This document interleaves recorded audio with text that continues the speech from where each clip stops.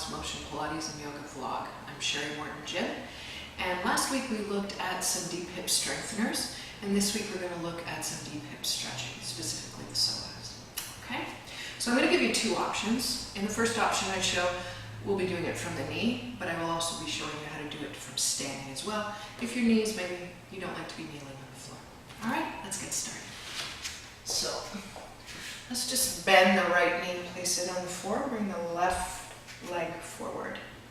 Okay, let's just take the left foot ahead of the left knee, just a little bit. Okay, take the left hand, place it on the left thigh, reach the right arm up and over now. Okay, let that shoulder sink down the back. All right, reach from sideways up towards the ceiling. And then as you exhale over towards the wall on the other side, think about that shoulder coming away from the ear and that length coming into side waist in front of belly.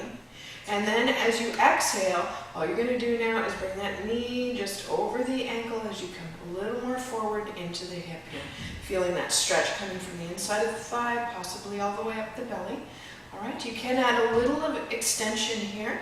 So we're reaching over to the side, the sternum lifts a little bit as we extend back a little bit, giving us just a little bit more length here. If that doesn't feel good for you, then make sure you keep your spine aligned as you go over to the side. And a couple breaths. Okay, and then arm comes down, and then you would do the other side. All right, and here's the standing version. So just taking the back foot now, and placing it out about 45 degrees. Front knee is bent.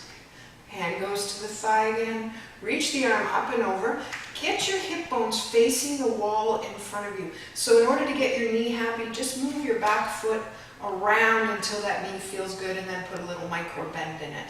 All right, reach the arm up and then over towards the wall on either side as you come forward a little bit to get that stretch. Again, if you want to lift the sternum, you can do that as long as there's no low back compression or pain here.